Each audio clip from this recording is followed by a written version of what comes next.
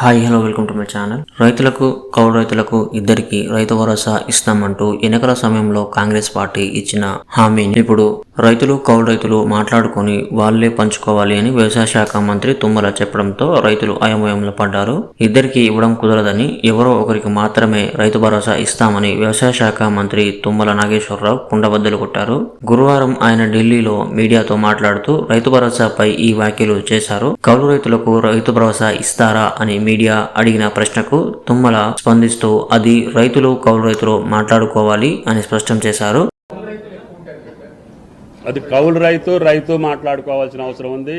ఆ విషయం కానీ ఆలస్యం అవుతుంది. రైతు భరోసాను పంట సాగు చేసిన రైతులకు మాత్రమే అందిస్తామని మంత్రి తుమ్మల తేల్చి చెప్పారు. 99% కాదు 200% చెప్తున్నా పంట వేసిన రైతులకు మాత్రమే రైతు భరోసా ఇవ్వాలని కోరుకుంటున్నా అని మంత్రి తుమ్మల చెప్పారు. ప్రభుత్వం కూడా అదే పనులు చేయబోతున్నది అని స్పష్టం చేశారు. గత ప్రభుత్వం మాదిరిగా కొండలు గుట్టలు రియల్ ఎస్టేట్ భూములకు రైతు భరోసా పథకం నిధులు ఇవ్వబోమని అన్నారు. అర్హులైన సాగులో ఉన్న భూములకు మాత్రమే తాము పంట పెట్టుబడి సాయం చేస్తామని స్పష్టం చేశారు. దీంతో రైతు భరోసాలో కోతలు తప్పవని తేలిపోయింది. రైతులకు పంట ఇంటికి వచ్చే సమయం దగ్గర పడుతున్నా ఇంతవరకు రైతుల ఖాతాలో భరోసా డబ్బు జమ కాలేదు.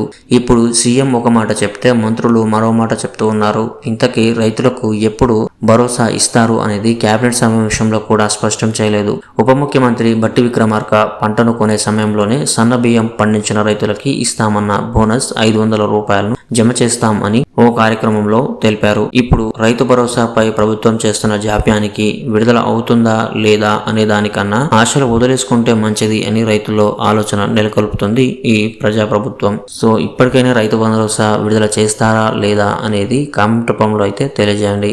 ఇది ఫ్రెండ్స్ ఈరోజు వీడియో. మీకు నచ్చినట్లయితే లైక్ చేయండి. అలాగే మన ఛానల్కి సబ్స్క్రైబ్ అవ్వడం మాత్రం మర్చిపోకండి. Thank you.